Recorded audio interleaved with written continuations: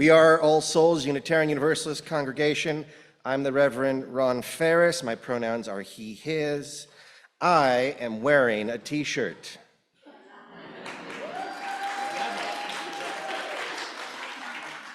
All right, I was just about to say, you ruined the joke in a way, but you're obviously not scandalized. That's awesome, I'm grateful. This is my congregational meeting t-shirt. It says, this isn't a question so much as a comment. UU proverb with perhaps a warning embedded in it.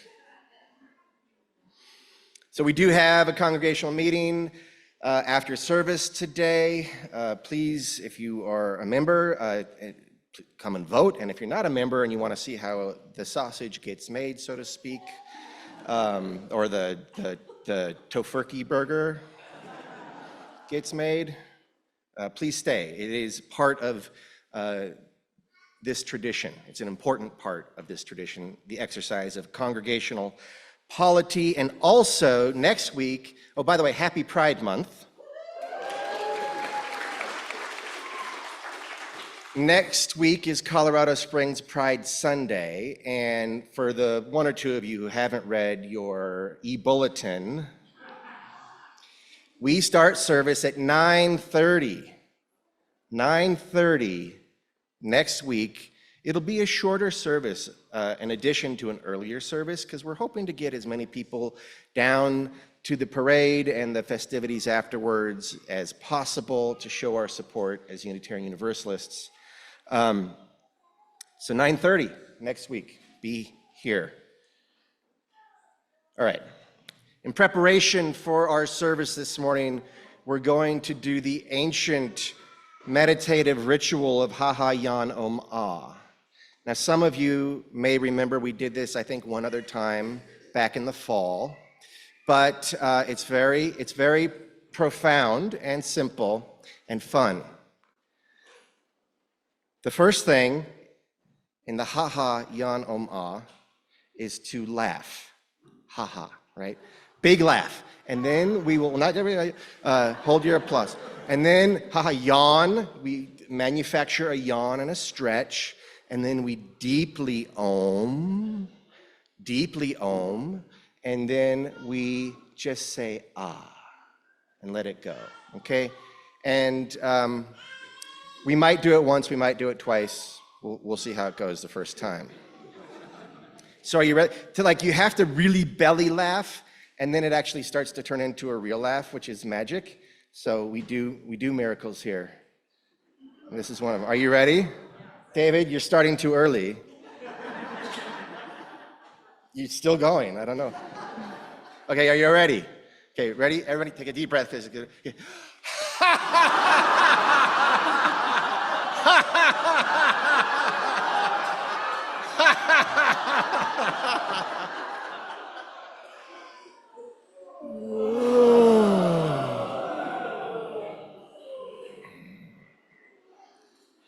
Deep breath in, and from deep down,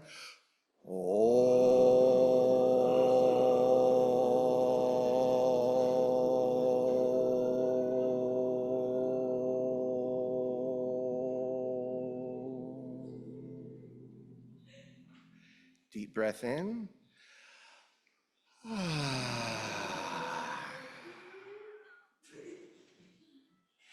You stuck on the left. That's good. That's fine.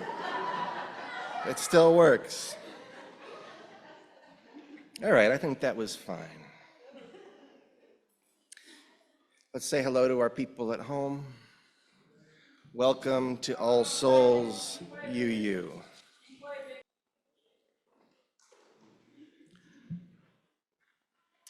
Now, as we express our generosity towards all souls, may we always keep in mind the bigger picture. May we always remember who we are, from where we've come, and where we want to go as we respond to life's challenges.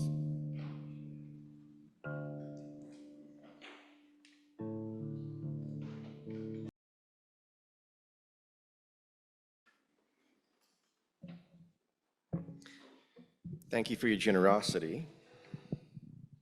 It occurred to me in the meanwhile that while y'all clap for my t-shirt, maybe it's because you don't like what I normally wear, and that maybe you're like, oh, thank God, it's just not that. I got some news. Before I give it to you, I just want to say that we're closing in on the end of our first year of ministry together, and it has been an absolute kick. It feels like I've been here for a lot more than not even a year. And I think that speaks to how comfortable you all have made me, comfortable enough to wear a t-shirt, I guess. And I don't know why I'm fixated on that, I should stop. And also like how comfortable my bones feel in this land. So, before I give you this news, I just want you to know that I have come to love you.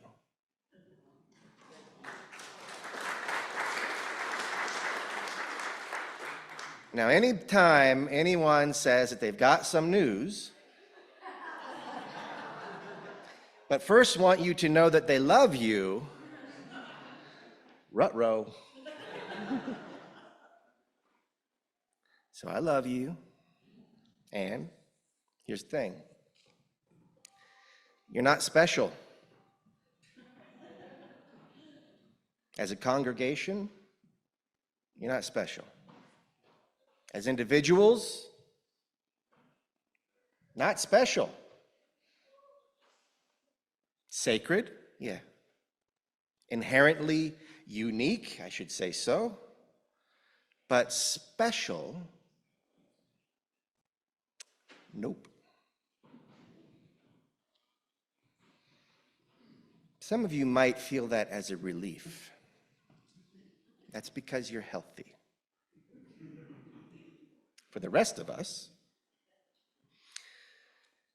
we've been given a story, collectively and individually, that may make the phrase, "you're not special," difficult to hear, but I promise you, it's a good thing.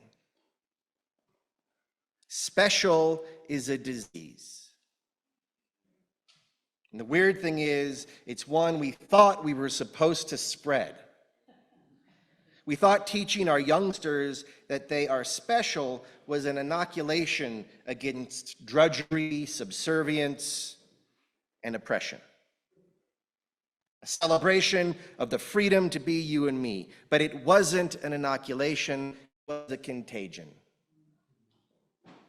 To trace out why, it might be worth briefly exploring the nuanced but significant difference between being special and being unique. We are each unique.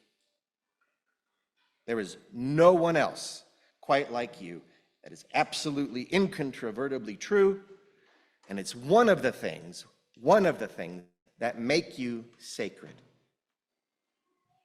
But special, now that comes with some extra layers that goes beyond unique. Special implies exceptional. And it is exceptionalism that I'm really taking aim at this morning. It is exceptionalism that has plagued us as Americans and as Unitarian Universalists, as imperialists, as colonists, and as individualists. I mean, the phrase Unitarian exceptionalism is a thing. As, of course, is American exceptionalism. Neither are attractive, both are problematic.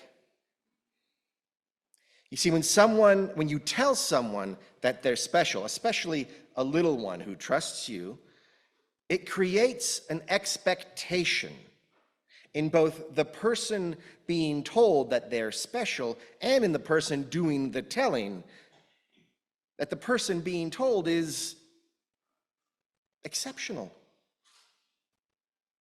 And look, it's not as if every result of believing that you are special is a negative one, but enough of them are.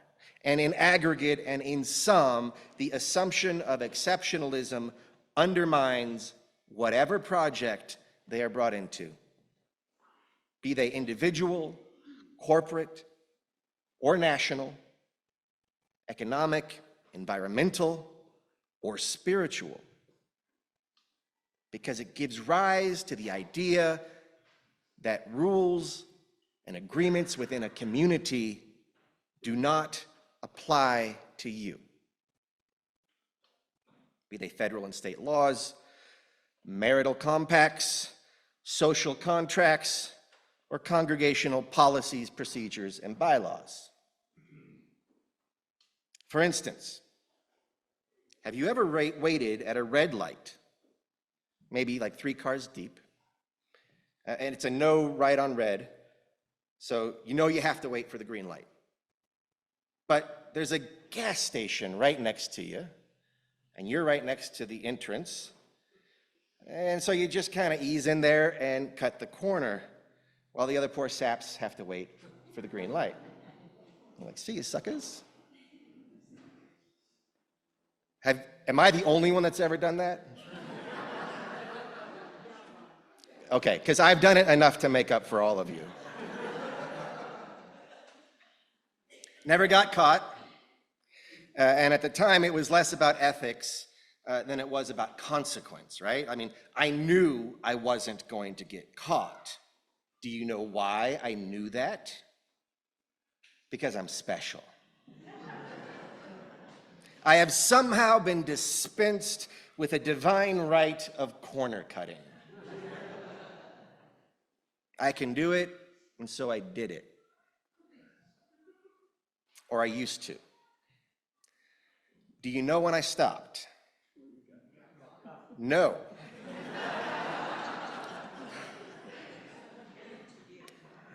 Nope. I stopped when I started studying my own privilege as a white male. There's a whole barbed layer of worry and consequence that has to factor into that decision for other folks who share a less privileged demographic. The cost-benefit analysis is just different. The potential consequences of getting caught were far less for me than they were for instance, a black man. At that point, I stopped the practice. I had mistaken my social privilege for a false sense of some special destiny. And my sense of my own specialness was, at least in this case, predicated by a paradigm built on a caste system.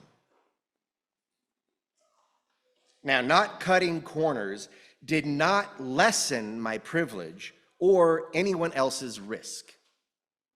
The transformation here was more internal, but it was important. It made me understand that my sense of exceptionalism was operating on an uneven playing field, and in fact, was a lie. Not only did I realize that it wasn't fair, it helped me to see that I was actually not exceptional. It helped me to see that I'd been behaving as though I was. And look, it's not just white dudes who operate in a place of privilege that scaffolds a sense of specialness. Don't go thinking you're exceptional. While culture and demographics are part of the equation, this is a trap set for all of us. Then there are those whose good fortune has, by orders of magnitude, fueled a monstrous sense of their own specialness. At the highest rungs of our society, it's the same corner-cutting dynamic, but with far greater stakes. The higher the caste, the more outrageous the sense of exceptionalism becomes, the greater the cost to all other beings. All too many executives and elites feel that they can grab people wherever they want, ignore the results of elections, ignore the consequences of environmental collapse, not recuse themselves from conflicts of interest, but recuse themselves from integrity, peddle addiction as medicine, accept bribes, bomb babies, rig the system, and all the rest. Trump!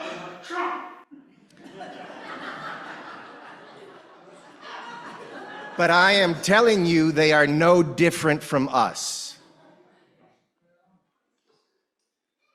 The audaciousness and destructiveness of their sense of their own specialness is exponentially greater, but the impetus is no different. Which means we would likely do the same thing if our scale was their scale. So let that sink in. You would do the same. You're not special.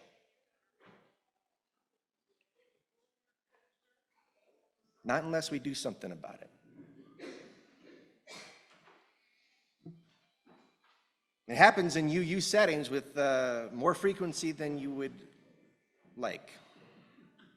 Not a surprise, given the upper crust of society that Unitarianism in particular has often drawn from. So what does this look like, this sense of exceptionalism in a congregational setting? Well, there's lots of examples. Agreeing with the principles is something that you've already accomplished rather than as practices that need to be continuously operationalized as one. Or when everyone is using a mic to help those who can't hear well, there's always someone who insists that I don't need a mic.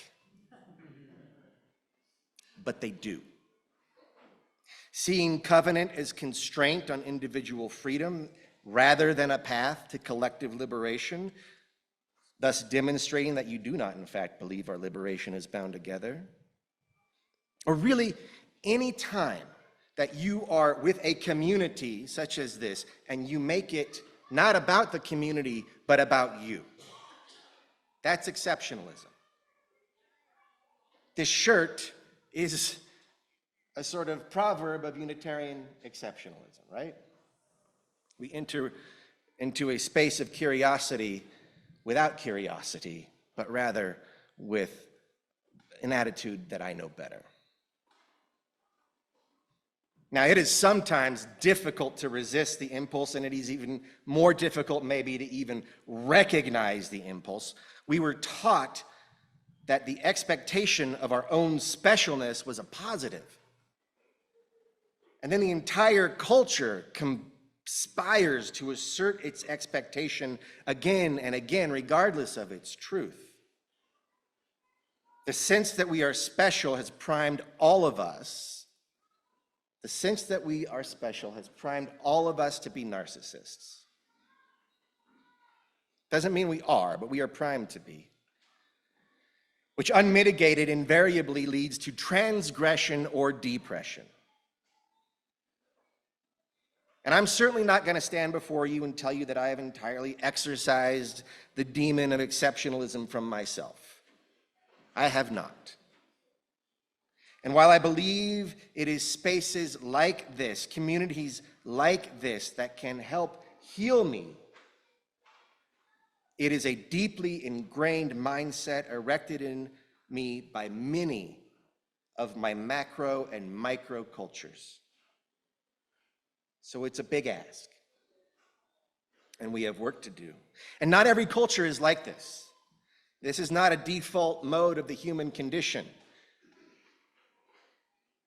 Tyson Yunkaporta, a complexity theorist, author of Sand Talk, and an indigenous Australian, reports that in his culture, they have a long-standing tradition of rites of passage and rituals of ordeal in which, quote, you experience terror and pain and a lot of other sort of secret things that I can't go into, but basically the upshot is that you learn a very important lesson, the most important lesson in the world, he says, which is, I'm not special.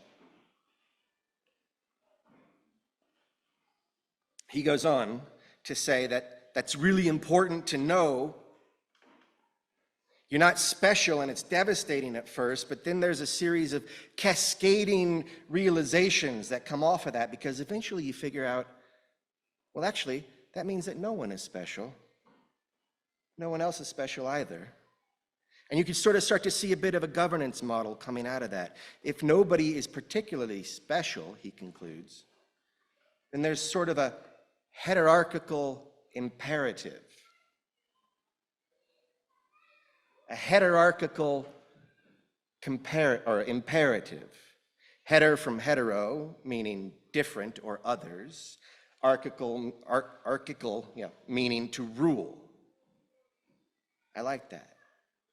So from hierarchy, the operating system of an exceptional mindset, to heterarchy, the operating system of a partnership paradigm. And according to Yunkaporta, it's not like you're going to go into some kind of hive mind or commune or anything. He asserts that your identity, especially in his case as an indigenous person, is really strongly individualistic. Quote, "You're a bit of a show-off. It's important to remain as distinct as possible from those who are similar to you." End quote.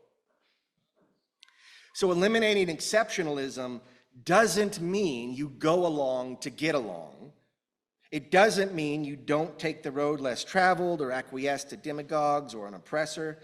Yunkaporta brings the good news that as a non-special but unique part of community, and there's a quote again, "You are an individual, but at the same time, you are profoundly interconnected and related and interdependent with everyone around you." You understand then, he concludes, that we belong to something special. All of us together, we belong to something special. And it's a beautiful way to live because it just crushes the narcissism in you. End quote. So that sounds pretty good to me. That sounds like a way not to kill the planet. Sounds like a way to expose whatever privilege has been socially, legally, and economically bestowed upon us. Sounds like a way to see our colonial history with some clarity, to lean into the work of anti-racism and ancestral healing, and ultimately planetary and personal healing. Sounds like a way to be in community, deep community, with each other and the planet. Now, the only place that I know of that teaches that lesson in our country, the lesson of "you're not special," teaches it for the purpose of war, and that is something that I am personally not interested in. So we need to think about how to do this in a good way, toward a good direction. The closest thing our lot has to such a rite of passage at the moment is basically an agreement and a reminder. So for now, we're going to go with those. The reminder is that while not special, you are unique. You are embedded in this orchestra of life, along with all the other instruments. And because of that, you are important. You belong to something special. And more, because the music made by that orchestra is beautiful, that orchestra of life, music is beautiful and tragic and exuberant. You are beloved. You are beloved. So that's the reminder. You are beloved without needing to be special. You are beloved. And I wonder if you could feel that. It will be easier for some than others to feel that. You are beloved entirely regardless of your success or your circumstance. It's a place from which you can build or build a life. You are beloved. Beloved by who? By the whole symphony of life. That's the reminder. The agreements are ethics manifest as covenant and democracy. When covenant and democracy are not subverted by the very things they are attempting to subvert themselves. Both covenant and democracy seek to unify unique parts into a hierarchical whole while still celebrating those unique parts. It's not a perfect solution by any stretch. It takes practice and constant refinement. And maybe that interminable struggle is the rite of passage that finally curbs our narcissism. It takes practice, democracy and covenant, and you will actually have a chance to practice it today at our congregational meeting. And as you do so, it may help to recall in advance as we participate in this covenantally held community's exercise of democracy. It may help to hold in advance that you are not special. You are not exceptional. You are sacred. You are imbued with the light of God. You are sunlight walking, water talking, earth and death and rebirth singing, weeping and praying, none of which is special, all of which is holy, none of which is exceptional, all of which is unique. You are a unique articulation of being, made of beings, part of a larger being, each beloved, not special, beloved. So how would it change you to stop acting like you were exceptional and start acting like you were beloved? Being beloved, there's a responsibility to it and a permission to show off accountably. You're not special. You're beloved. Let's act like it.